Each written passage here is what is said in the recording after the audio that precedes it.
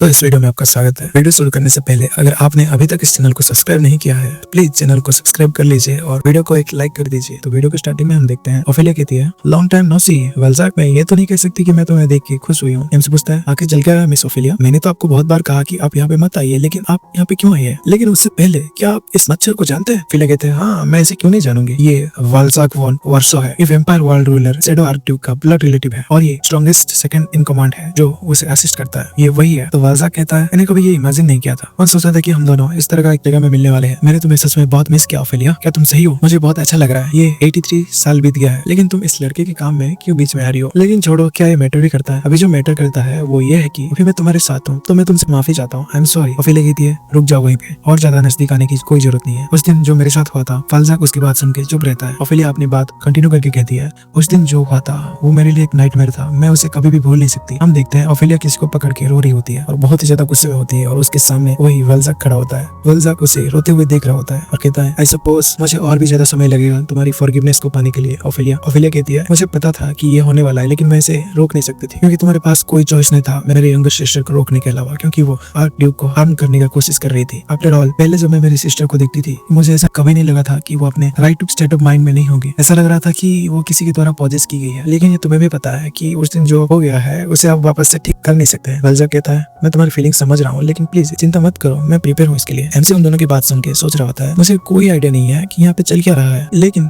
क्या सब कुछ सही चल रहा है? ओफेलिया कहती है बाय द वे क्या तुम भी ब्लड ग्रुप के साथ हाथ मिला लिए हो? जितना मैं जानती थी कि तुम इस तरह का इंसान नहीं हो कि इन बच्चों के साथ मिलो, लेकिन तुमने तो इन लोगों को फ्रेश ब्लड एसेंस भी दे दिया है। तुम्हें भी कुछ काम है प्रोफेसर जॉर्डन स्टॉनसन से। वल्जाक कहता है जितना तुम मेरे बारे में जानते हो तो तुम्हें तो पता ही होगा कि इसके लिए बस एक ही रीजन है, मेरा उसके साथ अनफिनिश्ड ड्यूल अभी भी है। उस दिन मैं उसे गलती से टकरा गया था और उससे लड़ाई हो गई थी वेस्टर्न एज के कॉन्टिनेंट में। हमने बहुत ही ज्यादा घमासान युद्ध किया। मैंने अपने जीवन में बहुत सारे स्किल्ड पीपल के साथ फाइट किया है, लेकिन उनमें से कुछ गिने चुने ही लोग हैं जिनके पास इस तरह का स्किल्स था जो कि मेरे अच्छे राइवल बन सकते हैं। अगर उस दिन सुबह जल्दी हुआ नहीं होता तो वो मेरी जिंदगी का एक बेस्ट मैच होता जो कि मैं अपनी पूरी जिंदगी भर याद रखता। उसके बाद से मैंने जॉर्डन को बहुत ज्यादा ढूंढने की कोशिश किया, लेकिन वो पता नहीं कहाँ गायब हो गया है। इतना अच्छे से गायब हुआ कि मेरे जैसा इंसान भी उसे ढूंढ नहीं पाया। लेकिन कुछ सालों बाद जब मैं कुछ लोगों को रोक रहा था तभी ये बच्चा मेरे पास आया और मुझे एक प्रपोजल दिया कि उन बच्चों ने जॉर्डन के बारे में सब कुछ पता लगा लिया है। अगर मैं उनको अपना फ्रेश ब्लड एसेंस दे दूं तो वो मेरे लिए उसको मेरे पास लेके आएंगे और उसके साथ साथ और जॉर्डन को हमारे एक फैमिली मेंबर बना देंगे, जिससे कि मैं हमेशा हमेशा उसके साथ फाइट करके एंजॉय कर सकूं। उनके इंटेंशन मुझे अच्छे से पता चल रहा था, लेकिन ये मैटर नहीं करता था। वो बस कुछ तुच्छ बच्चे थे जो कि स्ट्रगल कर रहे थे। लेकिन जैसे तुम देख सकते हो कि आखिर में ये सब कुछ मायने नहीं रखता और हर चीज का जिम्मेदार वो बच्चा है जो तुम्हारे साइड में खड़ा। एमसी सोचता है लेकिन वो तो तुम्हें थे ना जो पहले फाइट शुरू किए, या फिर मैंने शुरू किया, मुझे याद नहीं आ रहा सही से। वो वल्जाक सोच रहा होता है उसने बताया था कि उसका पावर रेस्ट्रिक्टेड किया गया है, लेकिन उसके बावजूद उसने मेरे साथ फाइट कर लिया, चाहे वो कुछ मोमेंट्स के लिए क्यों ना हो। लेकिन अगर इसको 10 साल नहीं 5 साल भी मिल जाए तो ये बच्चा डेफिनेटली मेरा एनिमी बन सकता है और मुझे उसके स्वॉर्ड के साथ मेरा गला काट सकता है। और उसके साथ साथ उसके पास एक ऐसा स्ट्रेंज एनर्जी है जो कि मैं पहले कभी फील नहीं किया था। वेल ये अच्छी बात है, लेकिन अभी के लिए दोबारा मैं उसको हर्ट नहीं कर सकता। फिर वो अपना मैजिक करता है और कहता है ये लेके चले जाओ। वो एमसी को फ्रेश ब्लड एसेंस दे देता है। ये लो फ्रेश ब्लड एसेंस जो तुम्हें चाहिए था। एमसी कहता है क्या वेट तुम ऐसे मुझे दे रहे हो? क्या ये तुम वेम्पायर्स लोगों के लिए कुछ प्रीशियस चीज नहीं है क्या? वल्जाक कहता है हाँ तुमने सही कहा। आफ्टर ऑल एसेंस एक ऐसा चीज है जो ऑर्डिनरी वेम्पायर्स कभी भी पा नहीं सकते, चाहे वो अपना पूरी लाइफ इसके लिए सेक्रीफाइस क्यों ना कर दे। हाउएवर इतना तो मैं कर ही सकता हूँ अपने फ्यूचर शिकार के लिए और मेरे क्लोज फ्रेंड जिसे कि मैंने 80 साल पहले डेट किया था। ओफेलिया उसकी बात सुन के एकदम साइलेंट होती है और फिर दोबारा वो वल्जाक कहता है आल्सो थोड़ा सा ऊपर देखो। उसे देखने से कुछ बुरा नहीं होगा, लेकिन कुछ समय से एक स्ट्रेंज एनर्जी जो कि तुम्हारी तरफ फेमिलियर है वहाँ पे घूम रहा है चारों तरफ। तो मैं चलता हूँ अभी के लिए। आई होप जब तुम स्ट्रॉन्गर बन जाओगे तो मुझे मिल लेना वुमेन, ताकि मैं इसे एंजॉय कर सकूं अच्छे से। एमसी कहता है ये किस तरह का लड़का था? लेकिन आखिर में फिर वो सोचता है बाय द वे उसने कुछ स्ट्रेंज एनर्जी के बारे में मेंशन किया था। फिर वो साइड में देखता है और सोचता है क्या ये वो हो सकता है? फिर हमें प्रोफेसर के टावर का सीन देखा जाता है। वो कहते हैं आखिर क्या हुआ? आखिर तुम्हें ये फ्रेश ब्लड एसेंस मिला कहाँ? नहीं उससे पहले क्या तुम सच में मुझे दे रहे हो रोनन? एमसी कहता है ऑफ कोर्स मैंने इतना सारा चीज सहा इसी के लिए ना, एक बार आप इसे सुनोगे तो आप बहुत ज्यादा डर जाओगे। फिर हम देखते हैं प्रोफेसर अपने घुटने पे आ जाते हैं और रोनन को शुक्रिया अदा करने लगते हैं। कहते हैं मेरे दिल के अंदर से मैं तुम्हें शुक्रिया अदा करना चाहता हूँ, thank you very much. MC कहता है अरे छोड़ो सर जी आप ऐसा मत करो। फिर सीन शिफ्ट होता है। हम देखते हैं किसी घर के ऊपर वल्जाक खड़ा होता है। वो कहता है किसी ऐसे इंसान के साथ फाइट करना जो कि अपना फाइटिंग का विल खो दिया हो उसमें मजा नहीं आता। मैं यहाँ पे बस तुम्हें देखने के लिए आया हूँ, मेरे फॉर्मर राइवल तुम कैसे कर रहे हो। तो तुम चिंता मत करो ओफेलिया, मैं इससे ज्यादा और कुछ नहीं करूंगा। ओफेलिया लगे थे, मुझे पता है तुम इस तरह का आदमी नहीं हो जो कि ऐसा करेगा। मैं बस तुम्हें कुछ कहना चाहती थी। थैंक यू वल्जक, मेरे एक अच्छे दोस्त बनने के लिए। सिंसियरली। वल्जक मुस्कुरा के कहता है, तुमने 83 ईयर में बहुत ही ज्यादा बड़े हो गए हो। क्या मुझे उस ह्यूमन जिसका नाम रोनन है उसका शुक्रिया अदा करना चाहिए? अगर मुझे मौका मिलता तो मैं यहाँ पे हमेशा रहना चाहूंगा, लेकिन दुख की बात है कि मैं ऐसा कर नहीं सकता था। मुझे जरूर वापस जाना ही पड़ेगा। आजकल वेम्पायर्स के बीच में भी एक ऐसा विशेष ग्रुप घूम रहा है जो कि परेशानी खड़ा कर रहा है, और इन सब घटनाओं को देख के लग रहा है कि ये वही लोग हैं जो कि ब्लड हुक को भी प्रोवोक किए थे। तो मुझे कांटेक्ट कर लेना जब तुम्हारे पास टाइम होगा या फिर तुम्हें मेरी जरूरत होगी। मैं हमेशा तुम्हारी कॉल का इंतजार करूंगा। ऑफेलिया, माय इटरनल रोज। वाह भाई वाह भाई वाह। क्रिश्चियन वापस से शिफ्ट होते हैं प्रोफेसर पे और हमें बताया जाता है उसके बाद से प्रोफेसर जॉर्डिन अपना 144 एक्सपेरिमेंट को कंडक्ट किए सारांते के माना और एसेंस ऑफ फ्रेश ब्लड को यूज करके। जिस तरह का इस एक्सपेरिमेंट का सर्कमस्टांसेस है, लगता है कि ये थोड़ा सा समय लगेगा, लेकिन चाहे जितना ही समय लगे प्रोफेसर के लिए तो ये एक होप है। प्रोफेसर कहते हैं, मैं तुम्हें कुछ बोलना भूल गया था पहले, लेकिन रोनन, मैंने जब तुम्हें आखिरी बार देखा था तुम मुझसे थोड़ा अलग लग रहे हो। तुम चेंज हो गए हो। जो मिस्टीरियस एनर्जी तुम्हारे बॉडी में चल रहा है, जो कर्स को खत्म कर रहा है, वो अभी बहुत ज्यादा स्ट्रॉन्गर हो गया है। जब तुम ब्लड हुक के साथ फाइट कर रहे थे तो तभी कुछ हुआ था क्या? एमसी कहता है, वेल बहुत कुछ हुआ था। आप इतना सोच सकते हैं कि मैं थोड़ा सा लकी हो गया था। फिर हमें पास्ट का सीन दिखा जाता है। एमसी कहता है, मैं सोच रहा था कि ये एनर्जी फेमिलियर क्यों है, लेकिन मैं जो सोच रहा था ये वही है। मैं बिलीव नहीं कर सकता कि इस तरह की जगह में भी एक सिग्नल का स्टेच्यू होगा। जिस तरह से ये छुपा हुआ है, मुझे नहीं लगता कि ब्लड हुक के कमीनों को इसके बारे में पता होगा। तो ये भी क्या एक सीरियन की जगह था जिसको कि उन्होंने छोड़ दिया है? फिर वो स्टोन स्टेच्यू से रोशनी निकलने लगता है। एमसी सोचता है, इस स्टेच्यू का एनर्जी मेरे बॉडी में जा रही है। हम देखते हैं उसके बॉडी में एनर्जी फ्लो हो रहा होता है। एमसी उस स्टेच्यू के सामने खड़ा होता है। फिर सीन वापस से प्रेजेंट में आता है। प्रोफेसर कहता है, मुझे एग्जैक्टली पता नहीं ये क्या हुआ है, लेकिन तुम इनक्रेडिबल लकी हो। इस स्ट्रेंज एनर्जी की वजह से तुम्हारा माना वेरिएंस भी स्ट्रॉन्गर हो रही है। इसे अभी भी बड़ा होना चाहिए, लेकिन इतने में भी थोड़ा बहुत तो तुम माना यूज कर ही सकते हो। मुझे तुम्हें बताने की जरूरत नहीं है, लेकिन तुम कम से कम इसे फील तो कर पा रहे होगे ना? एमसी कहता है, डेफिनेटली मुझे ऐसा तो लग रहा है कि मैं कुछ सेंस कर पा रहा हूँ लास्ट टाइम के मुकाबले। वो सोचता है, तो इसका मतलब क्या मैं प्रॉपर स्वाड क्यूआई को इस्तेमाल कर पाऊंगा बजाय कि मैं इसको बस इमिटेशन करूँ? फिर सीन शिफ्ट होता है। हमें दिखाया जाता है 4 दिन बाद का सीन। रोमेरिया माउंटेन फ्रंट सिटी मार्बस। वहाँ पे कुछ लोग काम कर रहे होते हैं। तभी वहाँ पे आर्मर्ड इंपीरियल सोल्जर आ जाते हैं और कहते हैं, कोई कहता है, सुलिफिन तुमने जैसा कहा था वैसे सच में यहाँ पे एक विब्रेन आया था। फिर हमें एमसी बताता है कि हम इसलिए मेरे होम टाउन में आए हैं क्योंकि इरिल के मूव होने से 4 दिन पहले मैंने एक अनएक्सपेक्टेड न्यूज सुना था सुलिफिन से। उसने कहा था कि मॉन्स्टर चारों तरफ से घेर रहे हैं रोमानिया माउंटेन को, और इसका रीजन भी सही से पता नहीं है, लेकिन लकीली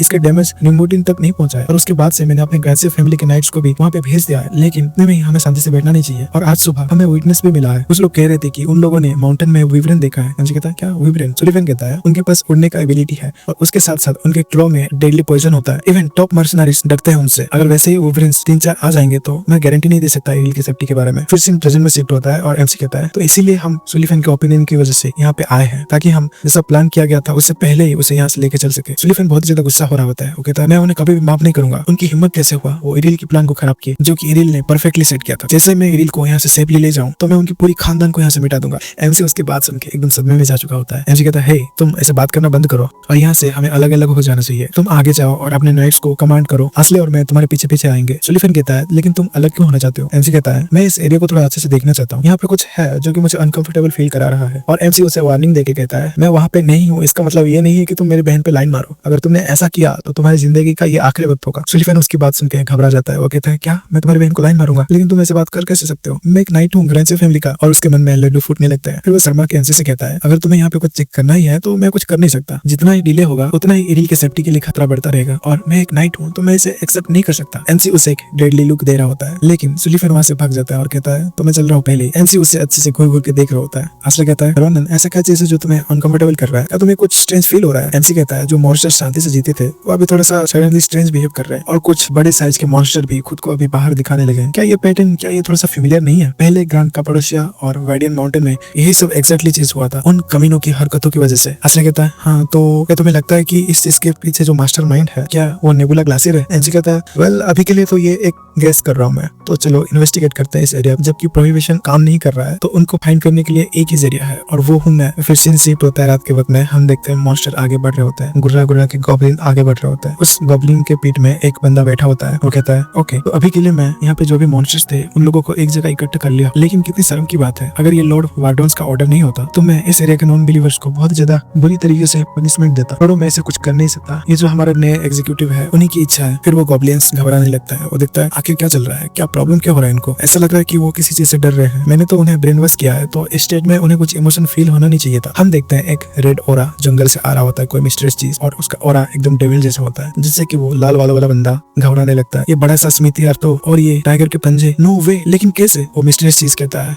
अच्छा तो इस जगह में तुम छुपे हो। वो अपना हाथ बढ़ाता है और कहता है नेबुला ग्लासियर्स। लाल वाला बंदा उसको रिएक्ट भी नहीं कर पाता है। उसी के बीच में वो मिस्टीरियस चीज उसका सर पकड़ के उसके बॉडी से अलग कर देता है और नीचे जमीन पे गिराता है। हम देखते हैं उसका सर उसके बॉडी से अलग हो गया होता है और खून के छींटे गिरने लगता है, जिससे कि बाकी गॉब्लिन्स डरने लगते हैं। वो मिस्टीरियस डेमी ह्यूमन उन गॉब्लिन्स को मारने लगता है और उन सब की टुकड़े टुकड़े कर देता है। वो लोग जो कि इतने डरे हुए हैं, जो कि अपने आप को दिखाना भी नहीं चाहते, उनको एक बात बता दूं कि ये हंट अभी शुरू हुआ है और मेरा नाम है स्वार्ड सेंट ज़ाइफा टुरकोंग। क्या ही नाम है। फिर सीन शिफ्ट होता है। हम देखते हैं किसी सिटी को जिसका दरवाजा लॉक हुआ होता है। हमसे कहता है डैम, क्या ये रोड ऑलरेडी अंडर कंट्रोल है? तो ये थोड़ा सा प्रॉब्लम की बात होगा। और ऊपर से ये रेगुलर यूनिट की बजाय बीस्टमैन खड़े हैं यहाँ पे। बीस्टमैन कहता है अभी लोग अभी इस गेट में बिना ऑथराइज के कोई नहीं जा सकता आज के लिए। या तो तुम चाहो तो कोई और रास्ता ढूंढ लो या फिर जहाँ पे हो वहीं पे रहो। ये ऑर्डर हमारे इलाइट इंपीरियल आर्मी यूनिट के कमांडर ने दिया है, जो कि करंटली मॉन्स्टर को ढूंढ ढूंढ के मार रहे हैं। सर ज़ाइफा टुरकोंग। हमसे सोचता है क्या ज़ाइफा, क्या ये हो सकता है? क्या ये वही कमांडर है जो कि स्ट्रॉन्गेस्ट इलाइट यूनिट है एम्पायर का? उन्होंने स्वॉर्ड इंस्ट्रक्टर नाविलस को हराया था और best sword master of empire बने थे। उनको बोला जाता है स्वॉर्ड सेंट ज़ाइफा। असली कहता है मुझे नहीं लगा था कि स्वॉर्ड सेंट ज़ाइफा खुद आने वाले यहाँ पे, तो सिचुएशन ज्यादा सीरियस होगा। एमसी कहता है क्या सिचुएशन इतना ज्यादा खराब है? एमसी कहता है नहीं, मुझे नहीं लगता कि strongest elite unit of the empire ऐसे ही किसी मॉन्स्टर रैम्पेज की वजह से यहाँ पे आएंगे। ऐसा लग रहा है कि मेरा प्रेडिक्शन बहुत ही ज्यादा हाई है। ये सिचुएशन डेफिनेटली उन लोगों के साथ जुड़ा हुआ है। वो कमीने नेबुला ग्लासियर बास्टर्ड्स, शायद वही लोग इन सब के पीछे हैं। असले रेडी हो जाओ अपने साइकिक पावर यूज करने के लिए। हम इस जगह के वॉल्स के ऊपर से जाएंगे और आसपास के फॉरेस्ट को इन्वेस्टिगेट करेंगे और उनके ट्रेसेस को फाइंड करेंगे और जरूर उनके ट्रेसेस यहीं पे होंगे। फिर वो दूसरे एक जंगल में आ जाते हैं। फिर हम देखते हैं दूसरी एक जगह को जहाँ पे वेब्रिन हवा में उड़ रहे होते हैं। उनके माथे पे भी वही सेम मैजिक सिंबल लगा होता है और उसके पीछे एक बंदा बैठा होता है। बंदा नहीं, बंदी बैठी होती है। वो सोच रही होती है आखिर चल क्या रहा है। जो ब्रदर ग्राउंड में था उसके साथ मैंने अपना कॉन्टेक्ट लॉस्ट कर दिया है, लेकिन उनको तो अच्छे से ऑर्डर दिया गया था कि बस उनको अभी शांति से रहना है जब तक कि उनको ऊपर से दूसरा ऑर्डर ना आए। क्या कुछ प्रॉब्लम हुआ होगा? अगर ऐसा ही है तो पहले से ही उनको सेफ्टी मेजर्स ले लेने चाहिए। नहीं,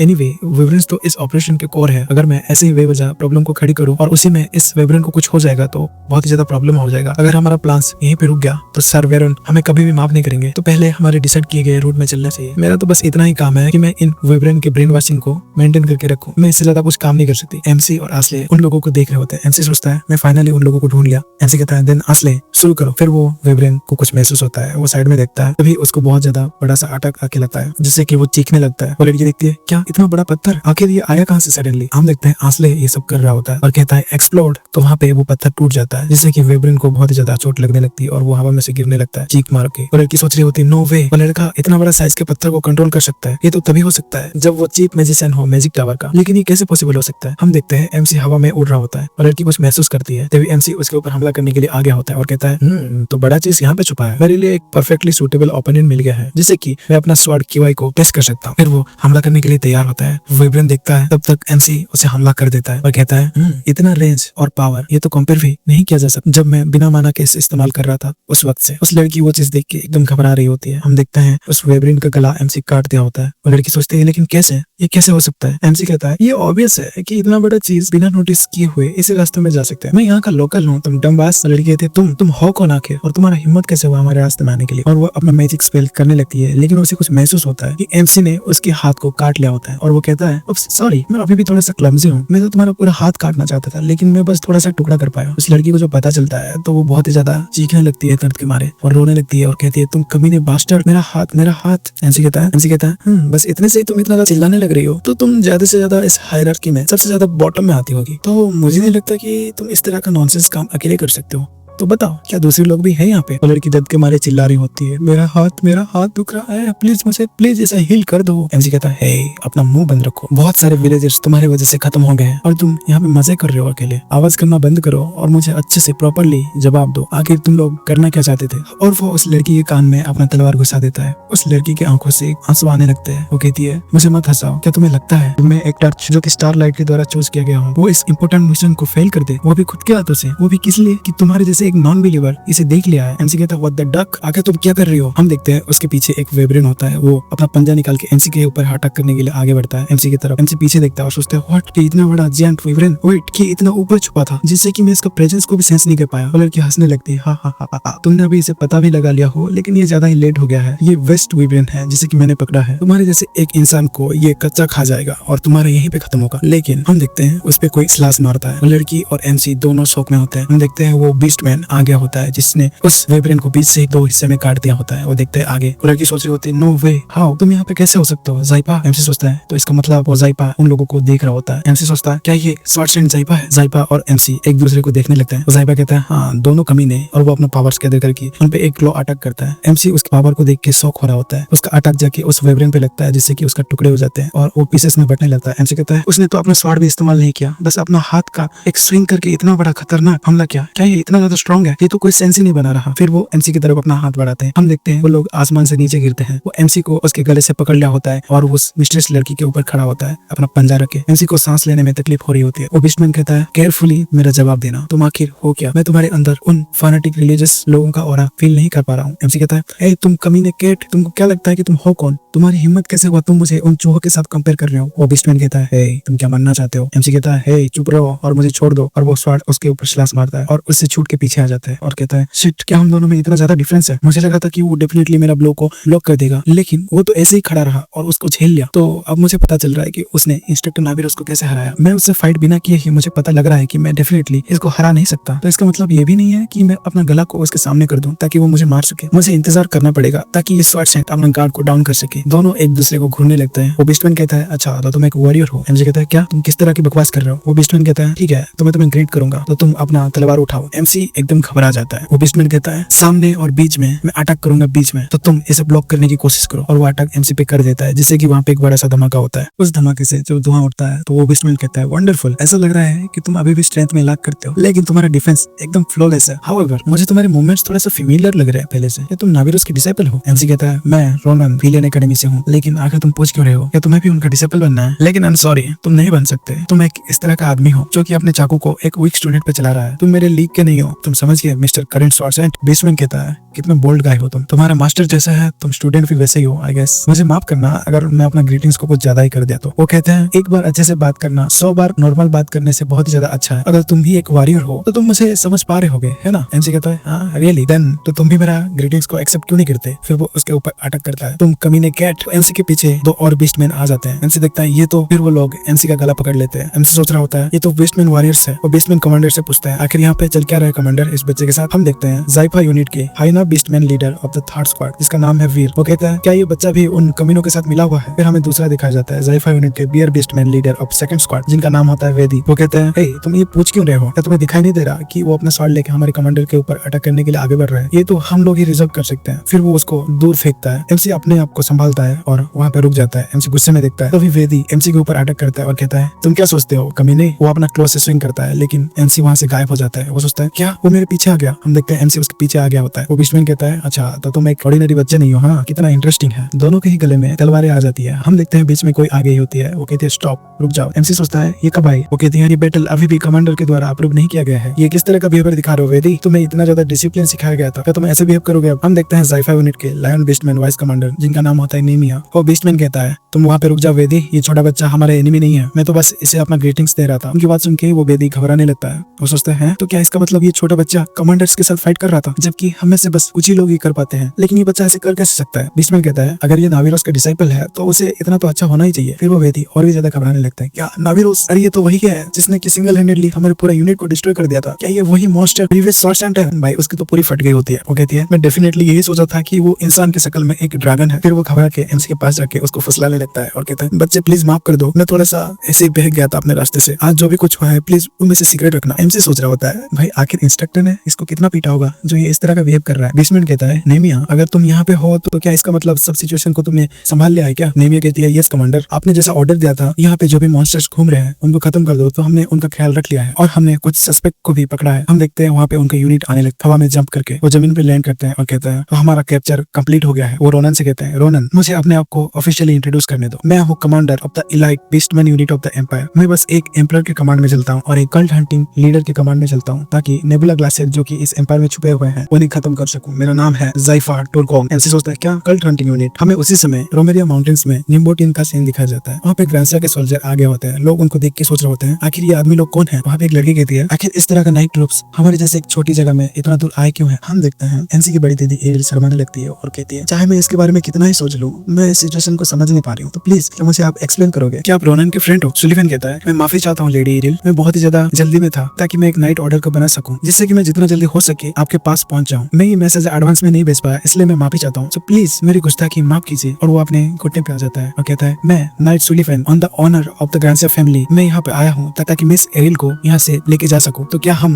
चीजों को पैक करना शुरू करें? भाई साहब लवर बॉय शर्माने लगता है। फिर सीन शिफ्ट होता है। एमसी कहता है, क्या हंटिंग कल्ट? वो सोचता है इस तरह का कोई यूनिट मेरे पास्ट में एग्जिस्ट नहीं करता था। क्या ये इसी वजह से है क्योंकि मैंने उन नेबुला ग्लासर के कमीनों को पकड़ा था जिससे कि एम्पायर को पता चला इनके बारे में और उन्होंने ये सब किया। लेकिन कौन सोचा था कि वो लोग स्वार्ट्स एंड ज़ाइफा को इसका हेड बना देंगे। एमसी कहता है, एक क्वेश्चन है, आखिर तुम उन लोगों को ढूंढते कैसे हो जबकि वो लोग अपना आइडेंटिटी को अच्छे से छुपाते हैं? जबकि मैंने सुना था कि उनके सील को यूज करके उनको इंटरोगेशन करना ये अभी काम नहीं कर रहा। बिस्टमैन कहता है, तुम्हारे पास तो बहुत ही ज्यादा इन्फॉर्मेशन है, क्या तुम्हें इस बारे में नाविरुस ने बताया है? एमसी कहता है, वो तो फिर हम देखते हैं आसले चिल्लाने लगता है, रोनन रोनन। एमसी साइड में देखता है और कहता है, ये वॉइस तो आसले का है। लेकिन आसले तुम ऐसे क्यों? आसले रोने लगता है, कहता है, मुझे बचा लो रोनन। उसमें से एक बिस्टमैन कहता है, ये छोटा सा बच्चा ये इधर उधर घूम रहा था सस्पेंसली, तो मैंने इसे पकड़ लिया है। कमांडर क्या हम इसे यहीं पे खत्म कर दे? ये बहुत ही ज्यादा रो रहा है जिससे कि मेरा कान दर्द करने लगा है। आसले रो रो के कहता है, मैं बार बार बोल रहा हूँ मैं उनका दोस्त नहीं हूँ, मैं अपना दोस्त को ढूंढ रहा था, प्लीज मुझे माफ करो, मुझे छोड़ दो, मुझे मत खाओ। बिस्टमैन रोनन से कहता है, क्या वो तुम्हारा फ्रेंड है? एमसी कहता है, वेल अनफॉर्चुनेटली है तो सही। फिर हमें रात के वक्त का सीन दिखा जाता है। लाइन यूनिट के वाइस लीडर कहती है, तो मैं आपको इन्फॉर्मेशन रिपोर्ट करना चाहती हूँ जो कि मैंने उन एनिमी के साथ फाइट करते हुए पाया है। तो पहला चीज ये है कि वो कमीने लोग आसपास के मॉन्स्टर के ब्रेन वॉश करते हैं और आसपास क्योस फैलाते हैं, लेकिन ये बस एक झांसा है। लेकिन हम प्रेडिक्ट किए हैं उन लोगों का true goal centre of the mountains है। बिस्टमैन कहता है, क्या माउंटेन का सेंटर? तो क्या इसका मतलब इन कमीनों का ट्रू गोल रोमेरियस माउंटेन रोड है? हम देखते हैं रोमेरियस का माउंटेन रोड ये एम्पायर का मेन ट्रांसपोर्ट रूट है जहाँ से कि 35% चीजें डिस्ट्रीब्यूट होता है। तो दूसरे शब्द में कहा जाए तो अगर उन्होंने ये जगह डिस्ट्रॉय कर दिया तो वो एम्पायर के इकोनॉमी को डिस्ट्रॉय करने के बराबर। अच्छा, तो ये कमीने लोग इसीलिए इस जगह को टारगेट कर रहे हैं। हाउएवर आखिर ये लोग कौन सा मेथड यूज कर रहे हैं इसके लिए? और लड़की घबरा के कहती है, हे तुम करना क्या चाहते हो? एमसी कहता है, जितना की वो जगह इंपॉर्टेंट है इसीलिए उस माउंटेन रोड में हेवीली गार्ड किया गया है। वो इस तरह का जगह नहीं है कि उसे इजीली डिस्ट्रॉय किया जाए। और क्या आपको लगता है कि कुछ मॉन्स्टर लेके जाके ये लोग उसे डिस्ट्रॉय कर देंगे? क्या तुम लोगों को सच में पता नहीं है? अगर तुम्हें अपना सर बचाना है तो चुपचाप मुझे जवाब बता दो, आखिर तुम कमीने लोग छुपा क्या रहे हो? वो लड़की उसकी बात सुन के हैरान हो रही होती है। फिर वो अपना आंख बंद करती है और कहती है, क्या तुम्हें लगता है हम मरने से डरते हैं? तुम कचरे नॉन बिलीवर्स। और उसमें से रोशनी निकलने लगता है। एमसी कहता है, ये क्या है? वो तो इकट्ठा कर रहे हैं अपने सारा मानव को एक जगह पे। वो लोग कहने लगते हैं, ओ स्टार हमें माफ कर देना, हमने आपकी काम को करने में फेल हो गए, लेकिन हम अपने सोल के एक एक टुकड़े को भी इकट्ठा करके इन कचरों को यहीं पे जला देंगे जो लोग हमारे अरेबल ऑफ स्टार्स के रास्ते में आने के लिए हिम्मत किए हैं। फिर वहाँ पे एक बड़ा सा धमाका होता है जिससे चारों तरफ वहाँ पे इम्पैक्ट होता है। हम देखते हैं 3 मिस्टीरियस ग्रुप नेबुला ग्लासियर के।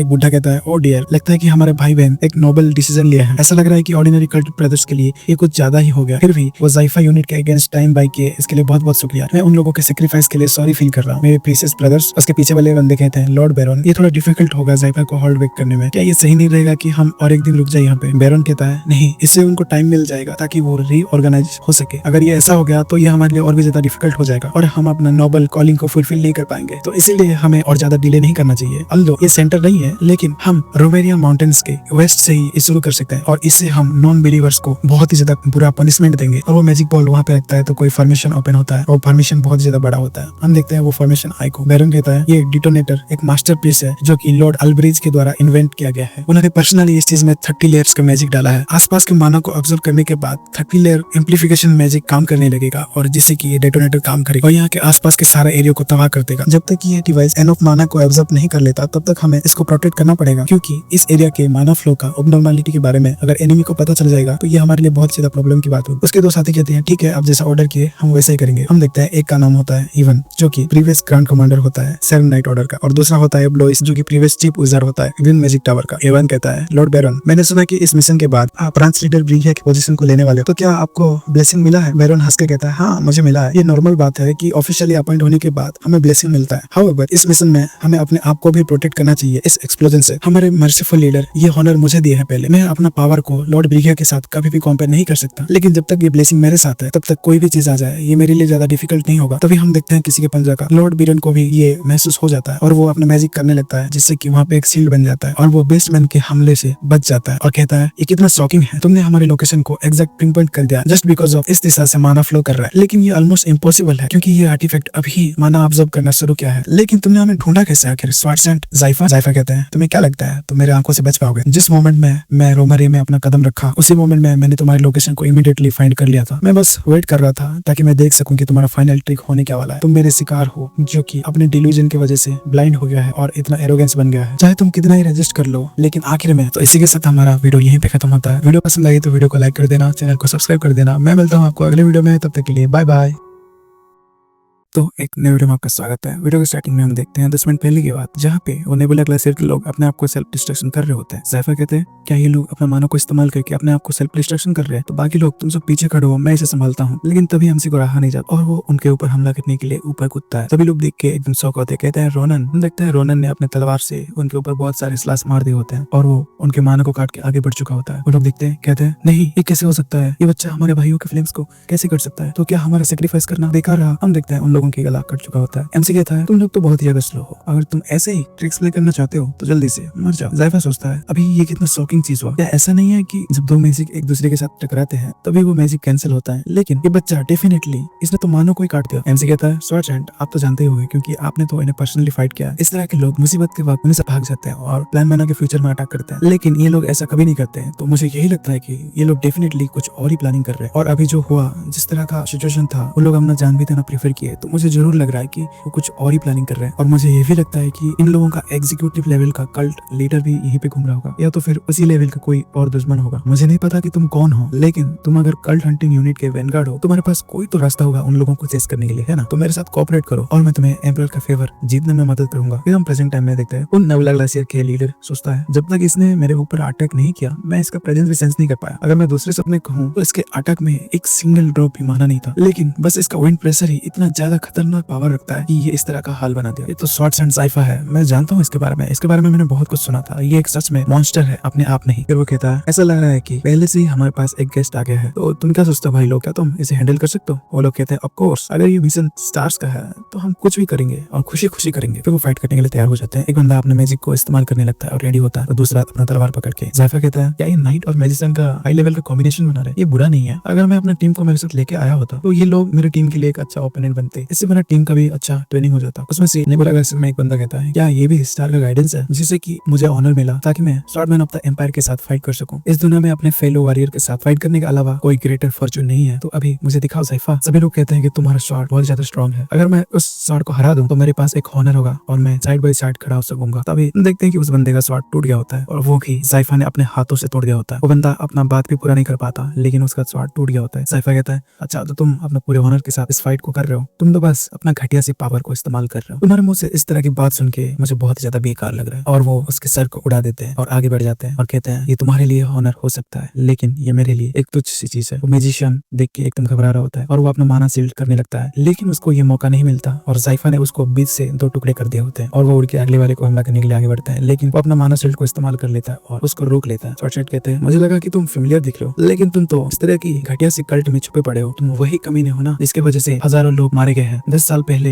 एथेन में तुम ब्लैक मैजिक एक्सपेरिमेंट कर रहे थे वेस्टर्न में, उसके बाद से तुम गायब हो। तुम वही एथेंस ब्लडशेड बैरन हो। बैरन कहता है ये कितना ऑनर की बात है कि स्वॉर्ड जैसा इतना बड़ा आदमी मेरा नाम याद रख रहा है, लेकिन ये बहुत समय हो गया है और मैं अपना डिसग्रेस को पास्ट में छोड़ चुका हूँ। अभी के लिए मैं बस स्टार का एक पुजारी हूँ, उससे ज्यादा कुछ नहीं और उससे कम कुछ नहीं। ज़ाइफा कहता है I don't care, after all चाहे तुम जिस भी साइड में हो ये फैक्ट को चेंज नहीं कर रहा कि तुम मेरे लिए टारगेट हो। मैं तुम्हें खत्म करके ही रहूंगा। वो बैरन उसके बाद अच्छे से सुनता है और एक इविल से स्माइल करता है और कहता है ब्लेसिंग ऑफ द स्टार। तभी उसके अंदर से पर्पल एनर्जी निकलने लगता है, जिससे कि स्वॉर्ड एंड ज़ाइफा भी देख के थोड़ा सा हैरान होता है। बैरन कहता है अगर मैं अच्छे से सोचूं तो मैं जिनको सिलेक्ट करके लाया था वो लोग तुम्हें एक मोमेंट भी रोक नहीं पाए। मुझे अभी अच्छे से पता चल रहा है कि स्वॉर्ड कितना पावर, लेकिन तुम भी हमारे ग्रांड अथॉरिटी को कभी तोड़ नहीं पाओगे जो कि हमें द स्टार ने दिया है, क्योंकि तुम भी बस एक तुच्छ मॉर्टल हो जो कि स्टार के अंडर रेंग रहा है। तो बताओ ज़ाइफा तुम क्या सोच रहे हो? अपना जिंदगी में पहली बार स्टार का ग्रेटनेस देख के तुम्हें कैसा फील हो रहा है? प्लीज मुझे बताओ, मैं उसके पुजारी होने के नाते मैं बहुत ही ज्यादा क्यूरियस हूँ। ज़ाइफा कहता है व्हाट इज जो, तुम बस खाली इल्यूजन में फंसे हुए हो। तुम लोग बेकार में ही अपनी जान को दांव पे लगा रहे हो और इसीलिए मैं तुम्हें अभी मारने वाला हूँ। और वो अपना बहुत सारा ऑरा रिलीज करने लगता है। तुम मेरे एक ऐसे शिकार हो जो कि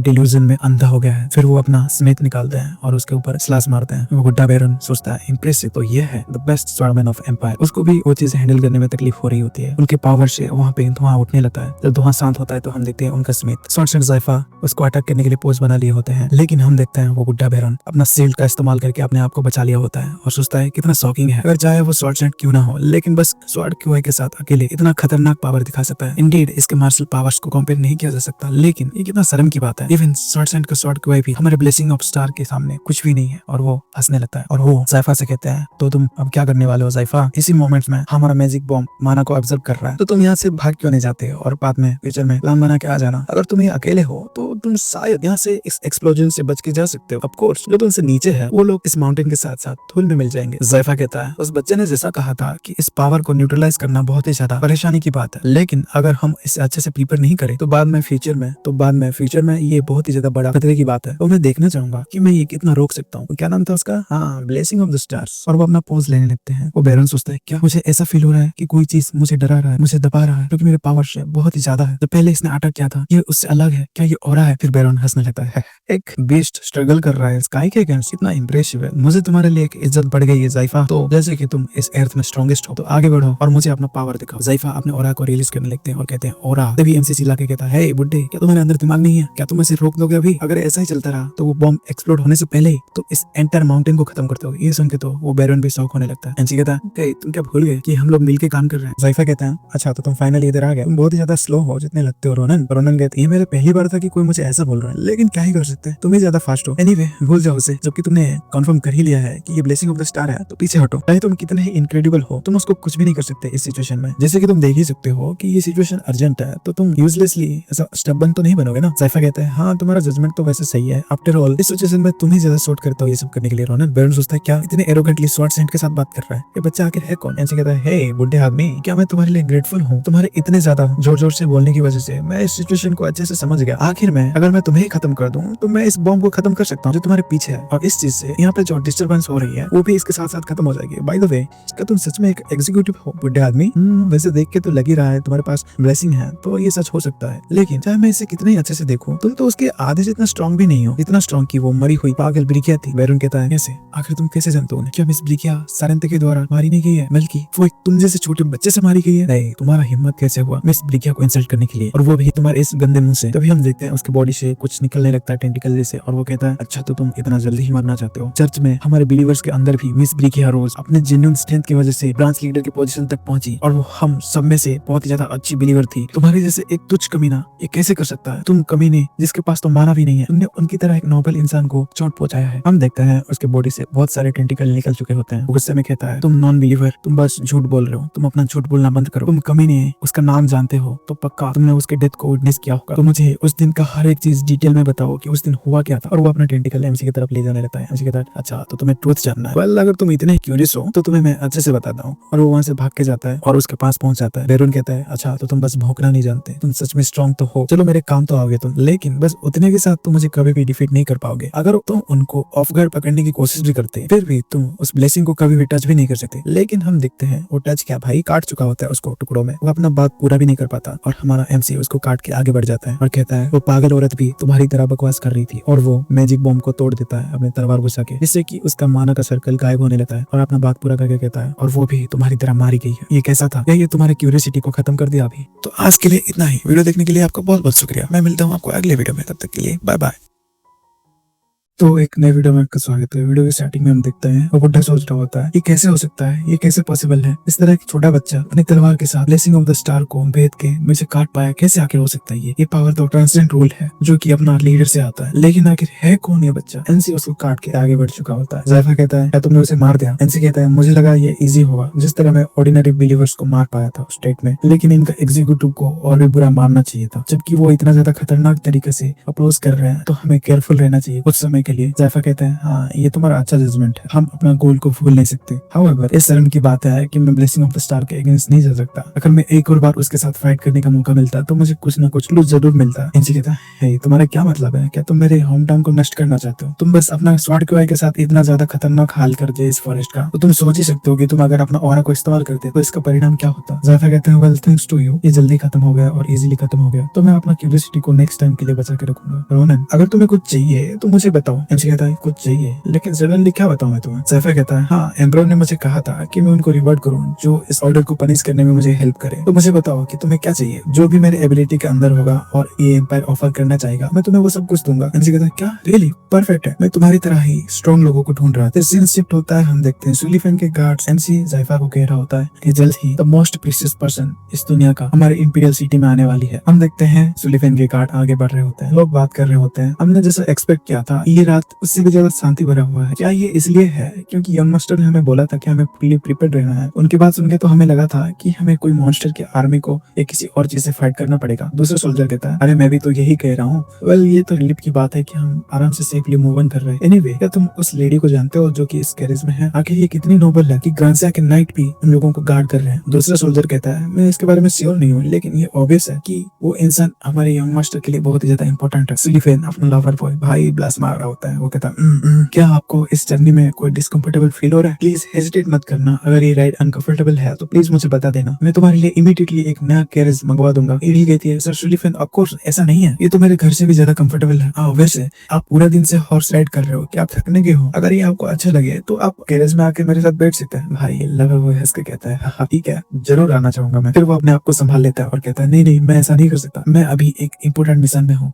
एनीवे मुझे अच्छा लगा कि आप कंफर्टेबली इस जर्नी को एंजॉय कर रहे हैं। अगर आपको ब्रेक चाहिए या कहीं पे रुकना है तो मुझे आराम से बता दीजिए, मैं एक अच्छा जगह ढूंढूंगा हमारे रहने के लिए। तभी घोड़े बेकाबू होने लगते हैं। सुलिफेन सोचता है ये तो कुछ हमारी तरफ अप्रोच कर रहा है अपने इनक्रेडिबल एनर्जी के साथ। वो अपने फोर्स को कमांड देता है सभी फोर्स बैटल के लिए प्रिपेयर हो जाओ और मिस इरिल की सेफ्टी को सबसे ज्यादा टॉप पे प्रायोरिटाइज करो, हमारे ग्रांसिया फैमिली के ऑनर को आगे रख के, ताकि हमारे ग्रांसिया फैमिली का ऑनर हमेशा के लिए बने रहे। वो सोचता है मैं ये बिलीव नहीं कर सकता, ये खतरा वेब्रेन लेवल का नहीं है, ये खतरा तो इतना ज्यादा पावर को पॉजेस करता है। हम देखते हैं एक रेड डेडली शैडो। वो सोचता है आखिर ये क्या आ रहा है हमारी तरफ, आखिर ये है क्या? वो फाइट करने के लिए आगे बढ़ता है, लेकिन वो देख के हैरान होता है। शॉर्ट्स एंड जायफा उसके ऊपर अटैक करने के लिए आगे बढ़ता है, लेकिन सुलिफेन अपनी तलवार से उनकी अटैक को रोक लेता है। जायफा कहता है मैं आज के दिन बहुत ही ज्यादा बार सरप्राइज हो रहा हूँ, मैंने रूमर सुना तो था लेकिन वो लोग तुम्हें अंडर एस्टिमेट कर रहे हैं। ये तो तुम्हारा बहुत ज्यादा इनक्रेडिबल डिफेंस था, rising star of the empire. अगर नेक्स्ट जनरेशन का स्वॉर्डस्मिथ एक ह्यूमन होगा तो ये जरूर तुम दोनों में से कोई होगा। सुलिफेन कहता है आप ग्रांसिया फ्लैग के ऊपर अपना तलवार क्यों अड़ाए हो सर? जायफा कहता है ये बस सिंपल ग्रीटिंग्स था, तो तुम्हें नर्वस होने की कोई जरूरत नहीं है, तुम्हारे जैसे वायलर को ये पता होना ही चाहिए, एक बार फाइट करना बात करने से भी बहुत ज्यादा अच्छा है। एमसी चिल्ला के कहता है हे क्या बकवास कर रहे हो, तुम बस इस तरह के ग्रेड्स अपने नॉर्थ में करना जहाँ पे कि तुम रहते हो, यहाँ पे ये सब नहीं चलेगा। सुलिफेन देखता है ये वॉइस तो फिर एमसी जायफा के ऊपर से उतर जाता है नीचे। सुलिफेन कहता है क्या ये रोनन है? रोनन कहता है वाओ गुड वर्क सुलिफेन, हम यहाँ पे तुम्हें सपोर्ट करने के लिए आए हैं। अभी जो हुआ इसके बारे में अपसेट मत हो क्योंकि हमारे पास इनक्रेडिबल साथी आ गए हैं। उनके सोल्जर्स देख के घबराने लगता है, कहते हैं क्या ये लोग पॉटर्स है? ये तो डेफिनेटली सर जायफा की वेरोमेंस फोर्स है। वेल एनीवे तुमने मेरे सिस्टर को अच्छे से एस्कॉर्ट किया है ना। फिर हमें नेक्स्ट डे का सीन देखा जाता है कैपिटल सिटी वेलोन में। एक घर का सीन हम दिखते हैं जहाँ पे रोनन की दीदी कहती है वाओ माय गुडनेस, क्या ये सच है रोनन? क्या सच में हम इस जगह पे रहने वाले? रोनन खुश होकर कहता है दीदी अब कितने बार इसे पूछने वाले हो, आपको बस अभी से यहाँ पे रहना है, ये फीलियन के सामने है तो हम बार बार मिलते रहेंगे। और उससे भी ज्यादा बढ़िया बात ये है कि यहाँ का सिक्योरिटी बहुत ही ज्यादा अच्छा है, तो तुम कंफर्टेबली यहाँ पे रह पाओगे। सुलिफेन कहता है हमारे फैमिली के कॉन्ट्रैक्टेड क्राफ्टमैन को मैंने कहा था कि वो आपको हेल्प करे इंटीरियर इंस्टॉलेशन करने में। मैंने उन्हें अच्छे से बताया था कि वो रिसर्च के बारे में चिंता ना करें। मैं होप करता हूँ कि ये आपको पसंद आए। एरिल सुलिफेन के हाथ पकड़ लेती है और कहती है मेरा यहाँ पे होना मुझे ऐसा एहसास करा रहा है कि मैं कोई परियों की दुनिया में हूँ। Thank you so much sir Sullivan, और तुम्हारा भी बहुत ज्यादा शुक्रिया रोनन। हम पीछे देखते हैं अपने लवर बॉय को जो कि बहुत ज्यादा खुश हो रहा होता है। फिर एरिल कहती है मैं इस तरह के दिन में तुम लोगों को खाली हाथ नहीं भेज सकती, अगर तुम्हारे पास टाइम है तो यहाँ से कुछ खा के जाना। मैं दिखने में ऐसी लगती हूँ लेकिन मैं मेरे कुकिंग के स्किल में बहुत ज्यादा कॉन्फिडेंट हूँ। एमसी कहता है मैं बहुत ही ज्यादा समय के बाद घर पे बना हुआ खाना खाने वाला हूँ। हम देखते हैं अपना लवर बॉय को जिसके दिल में तो भाई धक धक होने लगता है। वो सोचता है क्या मुझे मिस इरिल के साथ खाने के लिए मिलेगा। फिर सीन शिफ्ट होता है, हम देखते हैं किसी के हिल्स को, बहुत ही अपना नाविरोस। वो कहती है हे दो पैर वाले बेस्ट मुझे एक्सप्लेन करो आखिर तुम यहाँ पे क्या कर रहे हो। वो इतना जोर से बोलती है कि सुलिफेन और एमसी को भी उसकी बात सुनाई देती है। वो लोग पीछे मुड़ते हैं और कहते हैं क्या ये वॉइस तो ये तो जरूर। फिर हम देखते हैं शॉर्ट्स एंड जायफा और शॉर्ट्स एंड नाविरोस आमने सामने खड़े होते हैं। एमसी अपनी बात कंटिन्यू करके कहता है ये तो पक्का इंस्ट्रक्टर नाविरोस है। हम देखते हैं नाविरोस और जायफा आमने सामने खड़े होते हैं। जायफा कहते हैं कि बहुत समय हो गया नाविरोस, तुम्हारा आग की तरह उजलना हमेशा की तरह है, क्या इस तरह से तुम अपने स्टूडेंट को कुछ सिखा भी पाओगे क्या? नाविरोस गुस्से में कहती है तुम मेरी टीचिंग्स के बीच में मत आओ, ये जगह तुम्हारे जैसे के लिए नहीं है, तो चुपचाप से यहाँ से चले जाओ, तुम दो पैर वाले जानवर। जायफा कहते हैं हाँ तुम्हारा टंग हमेशा की तरह है, मैं क्यूरियस हूँ काश तुम्हारा एबिलिटी तुम्हारे वर्ड्स की तरह होता। क्या तुम अपना पास्ट डिफीट को भूल चुकी हो? उस दिन तुम अपना स्वॉर्ड स्टैंड का पोजीशन हार गई थी मेरे से। उनकी बात सुन के जायफा की यूनिट भी घबराने लगती है। नाविरोस अपना तवा को पकड़ के कहती है, अगर तुम क्यूरियस हो तो मैं तुम्हें हेल्प करूंगी ये कंफर्म करने के लिए। और वो अपना ऑरा रिलीज करने लगती है। बाकी लोग सोच रहे होते हैं, क्या मेरा बॉडी मूव नहीं कर पा रहा है? इस तरह का पावर जो किसी के पूरे बॉडी को पैरालाइज कर दे, क्या ये? हम देखते हैं नाविरोस के पीछे उसका स्नेक आ गया होता है, ग्रेविंग स्नेक। जायफा सोच रहा होता है वो अभी तक अपना फुल पावर को इस्तेमाल नहीं कर रही है, लेकिन वो इतने में ही मेरे बॉडी को नम करने में कामयाब हो रही है। वो जरूर थोड़ा सा स्ट्रॉन्ग हो चुकी है। और वो अपना स्नेक को पकड़ के कहता है, हाँ तुम इंटरेस्टिंग हो स्नेक वुमन, तुम जैसा चाहोगी मैं वैसा ही करूंगा। और वो भी अपना ऑरा रिलीज करने लगते हैं, जिससे कि दोनों की ऑरा की वजह से बहुत ज्यादा प्रेशर रिलीज होने लगता है। लेकिन हम देखते हैं एनसी अपने बालकनी में आ गया होता है और वो गुस्से में कहता है, इन लोग क्या तुम लोगों के अंदर दिमाग नहीं है? व्हाट द डक, आखिर तुम किसी के घर के सामने ये सब क्या कर रहे हो? वो ऊपर देखते हैं, कहते हैं, क्या रोनन? हम देखते हैं एमसी बहुत ही ज्यादा गुस्सा हो रहा होता है। एमसी की दीदी उसको रोक रहे होते हैं, ये डेंजरस है रोनन, रुक जाओ। एमसी कहता है, क्या तुम्हें पता नहीं है कि यहाँ पे कौन रह रहा है? अगर मेरी बहन की एक सिंगल हेयर भी डैमेज हुई ना, मैं तुम्हें छोड़ूंगा ही, मैं तुम लोग को कच्चा खा जाऊंगा। फिर एमसी नीचे आ चुका होता है उनके सामने। वो कहता है, तुम लोग स्वॉर्ड सेंट हो, लेकिन तुम लोग बच्चों की तरह बिहेव कर रहे हो। क्या तुमको पता है कि अभी क्या होने वाला था? क्योंकि तुम लोग फाइट करने के लिए इतना पागल हो चुके हो। क्या तुमको थोड़ा सा भी शर्म नहीं आ रही है? रोशन जायफा कहता है, मैं डेफिनेटली इस तुच्छ स्नेक वुमन के प्रोवोकेशन की वजह से अपने आप को रोक नहीं पाया था। मैं अपने रूडनेस के लिए माफी चाहता हूँ। नाविरोस उसकी बात सुन के गुस्सा हो रही होती है। वो कहते हैं, जानवर कमीने। जायफा कहता है, एनीवे हमारा मिशन कंप्लीट हो गया है, तो मैं और मेरा फोर्स यहाँ से जा रहे हैं रोनन। आई होप कि तुम एक स्ट्रॉन्गर वॉरियर बनोगे। मैं ये देखना चाहता हूँ जब हम दूसरी बार मिलेंगे तभी। तो तब तक के लिए गुड बाय। और वो अपने यूनिट के साथ वहाँ से गायब हो जाते हैं। एमसी शांति में सांस लेता है और कहता है, फाइनली मुझे ऐसा लग रहा है कि मैं शांति से सांस ले सकता हूँ। तो पक्का ही इतने ज्यादा सॉल्व करते हैं। आई गेस वो सच में स्वॉर्ड सेंट है।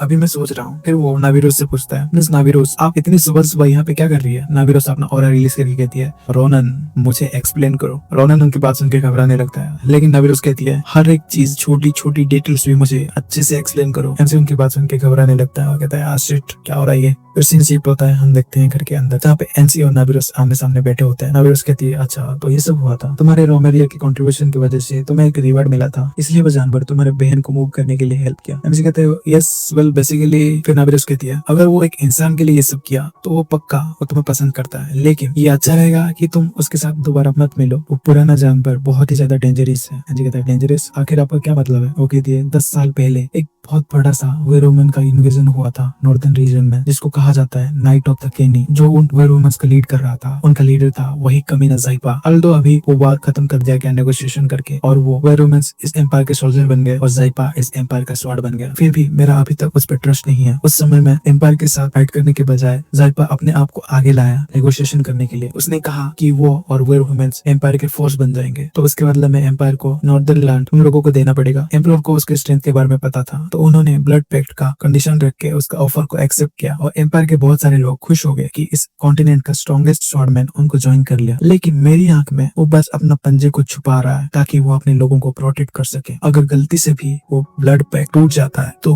वही सबसे ज्यादा खतरनाक चीज बनेगा, जो कि इस एम्पायर के लिए बहुत ही बड़ा खतरा होगा। और वही चीज है जायफा टूगोंग। एमसी सोचते हैं, हाँ जायफा जिसने आयुध के बैटल में अपने आप को रिवील नहीं किया, ऑफ कोर्स उसको भी ऑर्डर के द्वारा एलिमिनेट किया गया होगा, जैसे कि बाकी स्ट्रॉन्ग फाइटर्स को एलिमिनेट कर दिया गया था। लेकिन मैं दूसरे पॉसिबिलिटीज को होने नहीं दे सकता। फिर वो दोनों चुप हो जाते हैं, लेकिन एमसी यही सब सोच रहा होता है। नाविरोस कहती है, मुझे कुछ और चीज के बारे में बात करना था, लेकिन मैं डिस्ट्रैक्ट हो गई। जो तुमने पहले कहा था तो क्या वो सच है? क्या तुम फ्रीली अपने स्वॉर्ड की वाई को मैनिफेस्ट कर सकते हो? एमसी कहते हैं, हाँ मैं कर सकता हूँ, लेकिन ये थोड़ा सा सिंपल है अगर इसको आपके इमेंस स्वॉर्ड की वाई के साथ कंपेयर किया जाए तो। नाविरोस कहती है, आई गेस वो कमीना जॉर्डिन आखिर कुछ तो काम में आया। ओके तो चलो हमारे लेसन को इमीडिएटली शुरू करते हैं, मुझे दिखाओ। फिर वो स्पेलिंग ग्राउंड में आ चुके होते हैं। एमसी अपना पोज लेके खड़ा होता है। नाविरोस अपना बात पूरी करके कहती है, मुझे दिखाओ कि आखिर तुम कितने ग्रो कर चुके हो। लेकिन हम उसी समय का सीन देखते हैं जहाँ पे अपना लवर बॉय आराम से इडल का बनाया हुआ खाना खा रहा होता है। वो सोचता है, वाह कितना टेस्टी है, लगता है कि मैं स्वर्ग में आ गया हूँ, ये तो स्वर्गीय खाना है। और वो बहुत ही ज्यादा ब्लेस करने लगता है। उसके बाद सुन के एरिया भी खुश हो जाती है, कहती है, अच्छा हुआ आपको ये पसंद है। तो इसी के साथ अपना वीडियो यहीं पे खत्म होता है। वीडियो पसंद आई तो लाइक कर दीजिए, चैनल को सब्सक्राइब कर दीजिए। मैं मिलता हूँ आपको अगले वीडियो में, तब तक के लिए बाय बाय।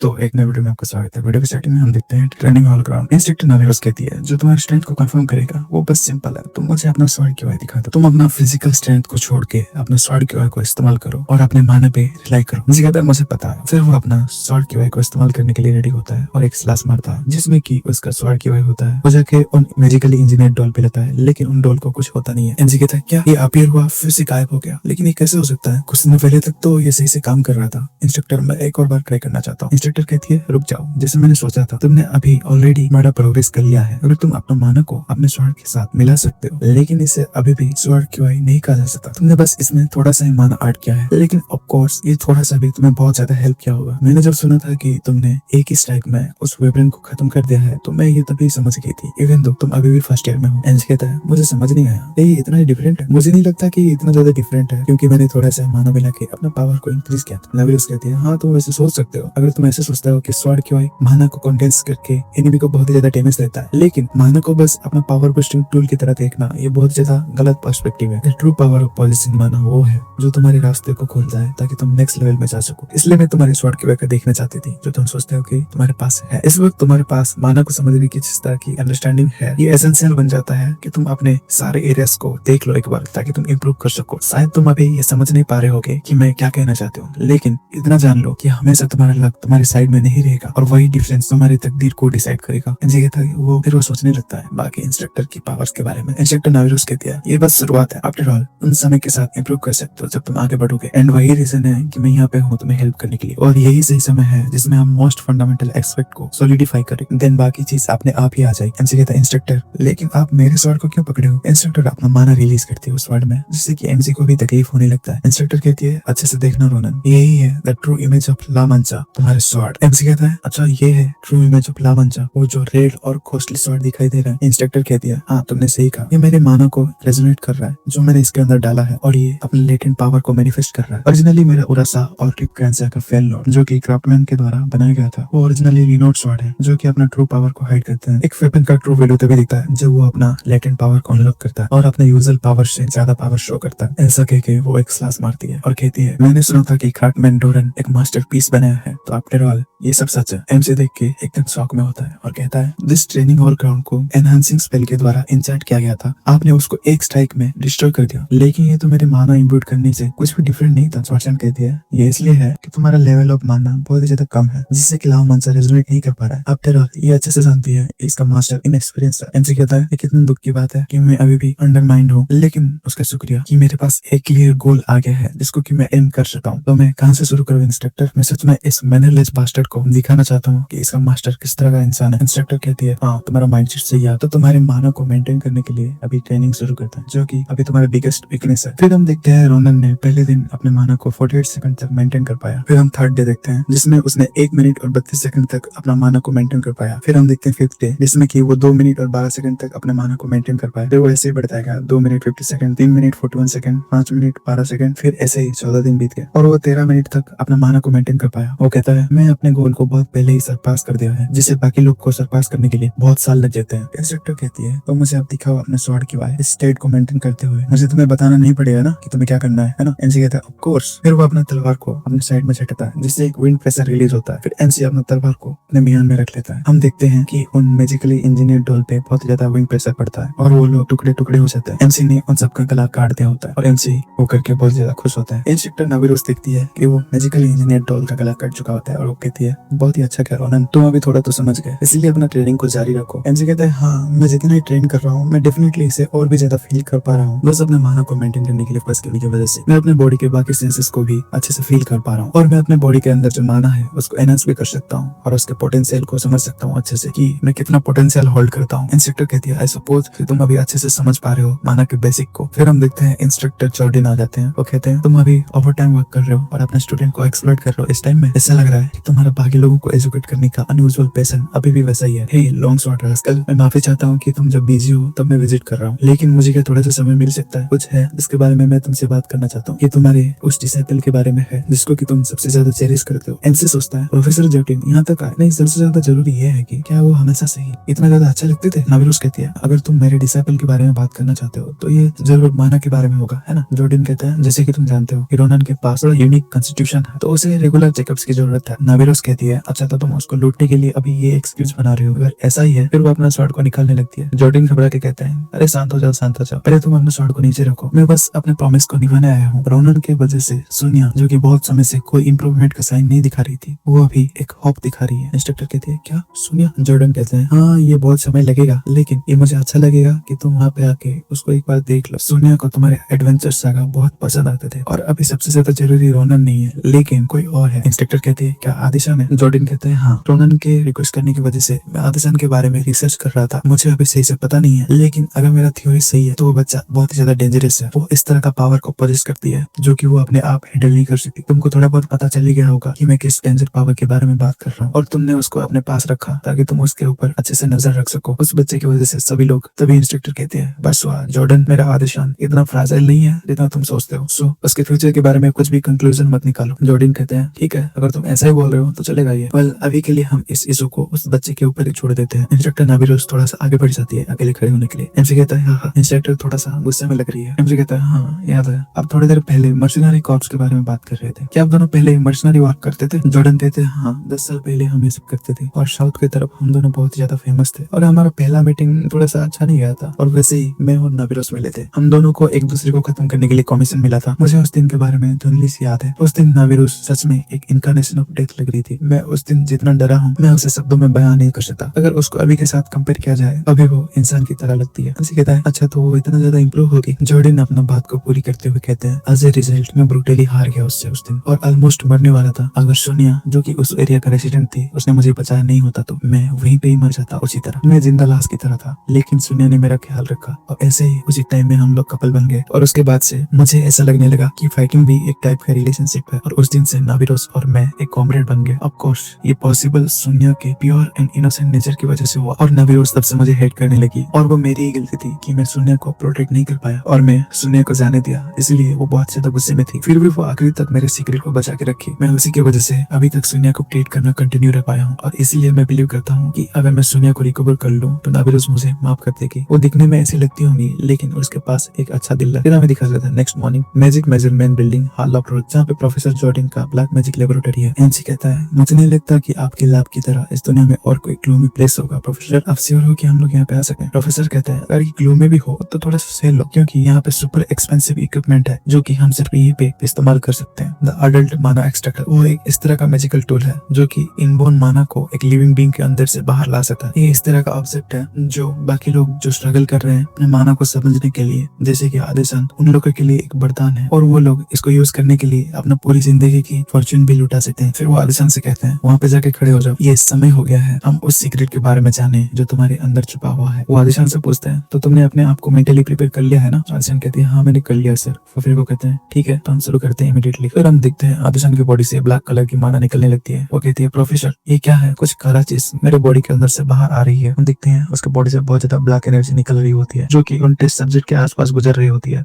जिससे कि वो मरा हुआ टेस्ट सब्जेक्ट गुर्राने लगता है। एमसी कहता है मैं बिलीव नहीं कर सकता कि वो इतना ज्यादा इन्फ्लुएंस पोजेस करती है जबकि उसने ये एबिलिटी थोड़ा सा भी इस्तेमाल नहीं किया अभी तक। ये कितना इनक्रेडिबल है। द ग्रैंड कमांडर जो मेरे पिछले लाइफ में थी, जो कि आयरन लेडी के नाम से जानी जाती थी और बैटलफील्ड में रूल करती थी, the strongest and most evil power जो कि इस एम्पायर की हिस्ट्री में भी नहीं होगा, वो उस तरह की पावर पोजेस करती थी। आसन कहती है सर ये क्या है? मेरा माना का कलर इस तरह क्यों है? प्रोफेसर जॉर्डन कहते हैं मैं जैसा सोच रहा था ये वही है, अब मुझे कोई भी शक नहीं है, ये जरूर शैडो माना है। नवरोज कहती है शैडो माना आखिर ये क्या है? मैंने इसके बारे में पहले रोनन से सुना था लेकिन आखिर ये है क्या? मैं इस तरह के माना के बारे में पहले कभी नहीं सुना था। इंस्ट्रक्टर जॉर्डन कहते हैं शैडो माना के बारे में सारा चीज टॉप सीक्रेट रखा गया है तो बाकी लोगों को इसके बारे में पता लगाना ये थोड़ा सा डिफिकल्ट हो जाएगा, लेकिन मैं क्यूरियस हूँ कि रोनन को इसके बारे में कैसे पता है। रोनन कहता है हाँ, पहले ये छोटी चीजों को स्किप करके बड़ी चीजों पे फोकस करते हैं। चाहे अगर ये टॉप सीक्रेट होता भी नहीं फिर भी तुम इसके बारे में इतना ज्यादा इन्फॉर्मेशन फाइंड नहीं कर पाते। आफ्टर ऑल शैडो माना यूजुअली ज्यादा बार दिखता नहीं है, पॉसिबली 100 सालों के बाद ये मैनिफेस्ट होता है, फिर भी ज्यादातर लोग इसे हैंडल नहीं कर पाते और मर जाते हैं। जो तुम्हारे बॉडी से थोड़ा सा निकल रहा है उसको देख के तुम फील कर ही पा रहे होगे, वो ऐसा चीज है जो कि फंडामेंटली डिफरेंट है जैसा माना हम यूजुअली यूज करते हैं। ये माना अलाउ करता है कि जिसके पास माना नहीं है वो भी स्ट्रॉन्ग स्वॉर्ड मास्टर की तरह बन सकता है और ये इम्पॉसिबल को भी पॉसिबल कर सकता है।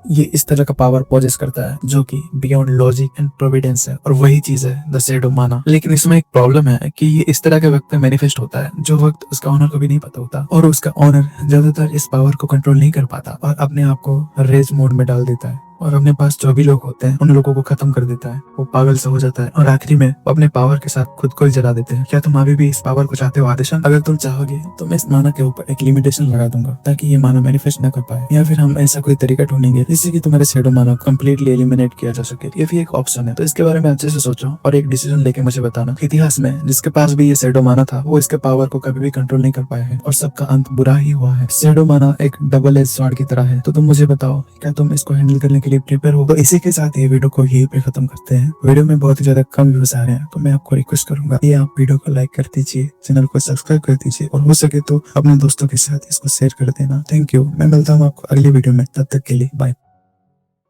हेलो दोस्तों, जो भी इस चैनल में नए हो वो चैनल को सब्सक्राइब कर लो, क्योंकि हम 1000 सब्सक्राइबर के बहुत ही ज्यादा करीब हैं। और जिन्होंने भी इसके प्रीवियस पार्ट नहीं देखे हैं वो प्लेलिस्ट में जाकर जरूर से चेकआउट कर लेना। तो बिना किसी देरी के शुरू करते हैं। एपिसोड के स्टार्टिंग में हम देखते हैं आदिशान प्रोफेसर की बात सुन के मायूस होती है और वो अपना पास्ट की बातें सोचने लगती है, जिसमें एमसी ने कहा होता है कि आपको चिंता करने की कोई जरूरत नहीं है, मैं जरूर आपकी मदद करूंगा, तो एक बार इसे ट्राई करके देख लो जनरल। आदिशान कहती है अगर मैं कहूँ कि मुझे डर नहीं लग रहा तो ये झूठ होगा, लेकिन किसी ने मुझे एक समय पे कहा था तो मुझे चिंता नहीं करना चाहिए और एक बार इसे ट्राई करना चाहिए, तो मुझे इतने भी कमजोर दिल नहीं होना चाहिए, प्लीज मेरा ख्याल रखना प्रोफेसर। प्रोफेसर कहता है हाँ ये हुई ना अच्छी बात, अगर तुम उसके असिस्टेंट हो तो तुम्हारे पास इतना फाइटिंग स्पिरिट तो होना ही चाहिए था। देन हमारे पास एक कंक्लूजन आ गया है, तो इसे शुरू करते हैं इमीडिएटली, ठीक है। फिर हम देखते हैं आदिशान की बॉडी से एक रेड कलर का ऑरा निकलने लगता है, वो उसको अच्छे से देख रही होती है। हम देखते हैं एक सूरज की तरह एक गोला सा बन गया होता है। वो प्रोफेसर से पूछती है प्रोफेसर ये फेमिलियर एनर्जी क्या है? प्रोफेसर कहता है ये तुम्हारा माना मैनिफेस्टेशन है, अब तक तुमने जितना भी माना स्टोर करके रखा था ये उन सब मानाओं का मैनिफेस्टेशन है। मैं तुम्हें इसका रीजन एक्सप्लेन करने से पहले मैं एक बार उस सिचुएशन को समझना चाहता हूँ कि तुम किस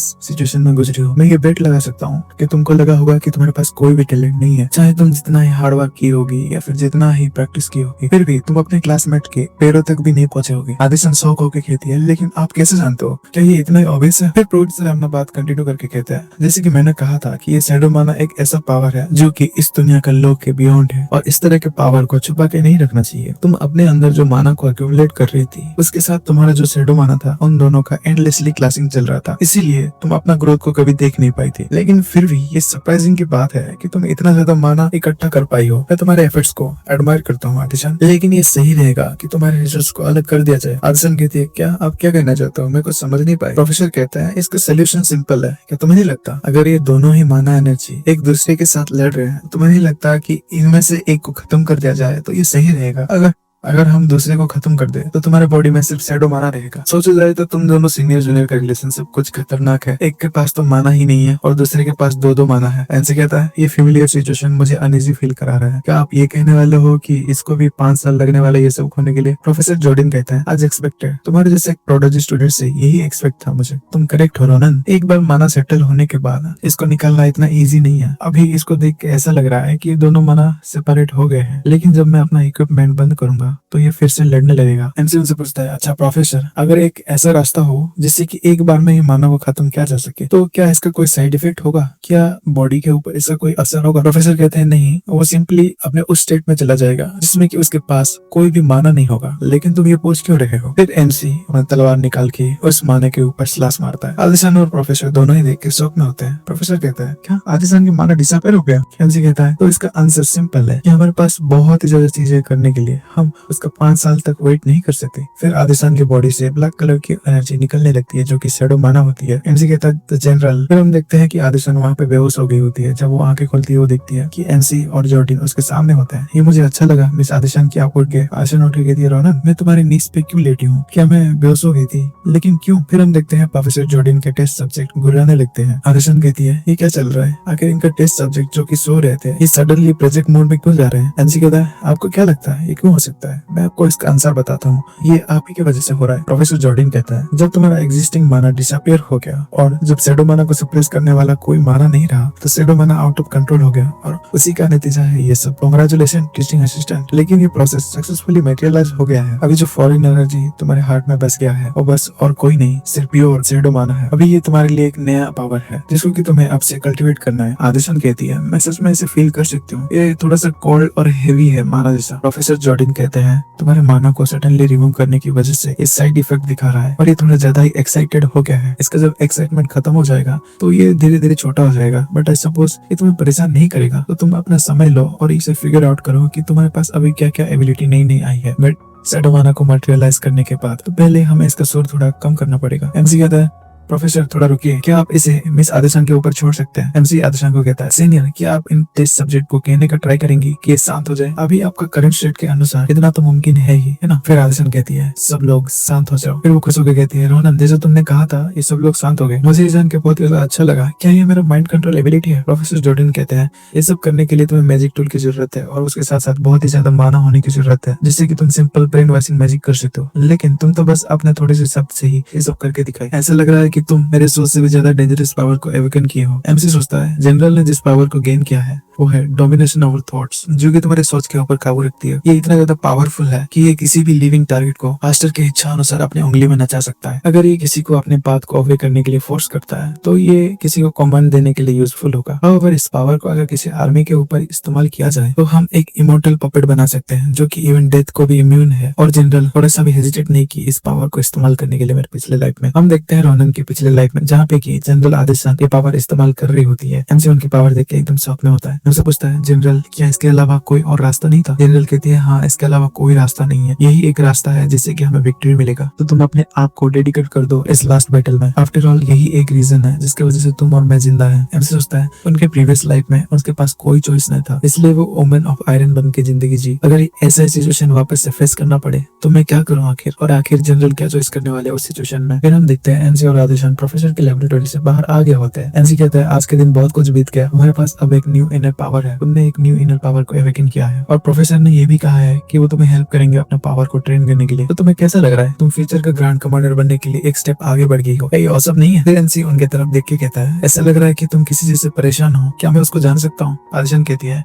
रोनन ये ऐसे अगर बढ़ता रहा तो इसका इन्फ्लुएंस बाकी लोगों पे भी हो जाएगा। क्या ये सही रहेगा कि मैं इस तरह का डेंजरस पावर को इस्तेमाल करूँ? ये सच है कि मैं पहले एक्साइटेड हो गई थी न्यू पावर ऑब्टेन करने के लिए। मुझे ऐसा फील हुआ कि मैं अपने ड्रीम के पास पहुंच रहा हूँ धीरे धीरे, लेकिन जब से मैं इस पावर का नेचर देखी हूँ मुझे बहुत ज्यादा डर लग रहा है। अगर क्या होगा कि एक दिन बाकी लोगों की भलाई करने के लिए मैं इनोसेंट लोगों को पपेट बना के उनकी सेक्रीफाइस कर दूं और ये मेरे लिए नॉर्मल बन जाए। और इस बात सोच के मुझे बहुत ही ज्यादा डर लग रहा है कि मैं एक दिन मॉन्स्टर बन जाऊंगी जो कि विक्ट्री के लिए कुछ भी कर सकती है। हमसे सोचता है, उन्होंने ऑलरेडी उनकी एबिलिटी के दोनों तरफ देख लिया है। मेरे प्रीवियस लाइफ में ग्रैंड कमांडर के प्लान हमेशा क्लोज टू परफेक्ट होते थे। उनके आउटस्टैंडिंग जजमेंट की वजह से बहुत सारे लोगों का जान बचा है। वो एक ऐसी इंसान थी जो कि बाकी लोगों को दूसरे दिन देखने में मदद करती थी, लेकिन फिर भी मैं ये फैक्ट को डिनाई नहीं कर सकता कि उनके एबिलिटी की वजह से बहुत सारे सोल्जर मारे गए हैं और इसी प्रोसेस में बहुत सारी चीजों का सेक्रीफाइस हुआ है। हाउएवर मेरे पास कोई हक नहीं है कि मैं उनको ये बताऊं कि उनके ग्रैंड कमांडर बनने का पाथ एकदम गलत है। फिर आदिशान एमसी से कहता है, रोनन आखिर क्या हुआ? तुमने अचानक से मेरे से बात करना बंद क्यों कर दिया? एमसी कहता है, मुझे ऐसा फील हो रहा है जबकि वो पल आएगा तो मेरे साइड में होगी और मेरे पास वो पावर होगा जिससे कि मैं ये ओवरकम कर सकता हूँ। ये सुन के आदिशान बहुत ज्यादा खुश हो जाती है। एमसी अपना बात पूरा करके कहता है, जिस तरह की मैंने अभी किया तो तुम इसे रिग्रेट मत करना जो तुमने अभी जस्ट कहा था सक्सेसफुल होने के बाद, क्योंकि चीजें ऐसे एंड नहीं होगी जब तक मैं तुम्हें पुश करता रहूं। आदिशान कहते, क्या तुम क्या कर रहे हो? क्या तुम सीरियस हो? फिर हम देखते हैं उसके बाद का सीन। बहुत दिनों बाद पिलियन में एकदम शांति छा गई थी और प्रोफेसर जॉर्डन और आदिशान ऑफिशियली अपना सेडोमाना का ट्रेनिंग को शुरू किए। पहले तो एक पक्षी को भी कंट्रोल करने के लिए उनको प्रॉब्लम होता था, लेकिन अब वो 5-5 को भी एक साथ कंट्रोल कर सकती है। वो जल्दी बड़े विस्टों के ऊपर भी ये सब ट्राई करने वाली है और पेरियम भी अपना काम सही से कर रहा है, अपना ट्रेनिंग सही से कर रहा है। और ऑफेलिया को मैं उस दिन से ढूंढ नहीं पाया हूँ आज तक, जो कि मजे कर रही है और सीता को ब्लड मैजिक सिखा रही है। हम देखते हैं सीता अपना ब्लड मैजिक करता है उस मैजिकली इंजीनियर डॉल पे, जिससे कि वहाँ पे बड़ा सा धमाका होता है। ऑफेलिया ये सब देख के कहती है, मैं गुडनेस में ये बिलीव नहीं कर सकती कि पहले शॉट में तुमने इसे परफेक्टली एग्जीक्यूट किया है। सीता तुम जरूर से बहुत ज्यादा जीनियस हो। मैं सीता भी एटीट्यूड दिखाने लगती है। ऑफेलिया कहती है, तो मैं अगला चीज तुम्हें क्या सिखाऊं? क्या मैं तुम्हें बड़े स्केल पे कॉम्बैट स्पेल ब्लड कटर को इस्तेमाल करना सिखाऊं, या फिर मैं तुम्हें ब्लड मैजिक सिखाऊं जो कि स्पेशल है मास डिस्ट्रक्शन के लिए? फिर एमसी नरेट करके कहता है, ऑल्दो उसका पैशन टीचिंग करने के लिए बहुत ही ज्यादा है, लेकिन ये जान के मुझे अच्छा लगा और मैं भी अपने दिन को शांति से बिता रहा हूँ। एमसी सुलिफन से कहता है, ऐसा लग रहा है कि तुम थोड़ा सा फास्टर हो गए हो। क्या तुम मेरे पीठ पीछे ट्रेनिंग कर रहे थे सुलिफन? सुलिफन कहता है, तुम्हारा अटक भी बहुत ज्यादा स्ट्रॉन्ग हो गया है। क्या तुम इंस्ट्रक्टर से ट्रेनिंग ले रहे हो रोनन? लेकिन फिर भी मैं तुमसे बहुत ज्यादा बेटर हूँ और मैं तुमसे बहुत ज्यादा स्ट्रॉन्गर हूँ। वो लड़की कहने लगती है, ये आखिर कितने समय तक ये सब करने वाले हैं? क्या इनको थकान नहीं होती क्या? अगर ये ऐसा ही लड़ना चाहते हैं तो इनको बेटर फील्ड में जाना चाहिए ना।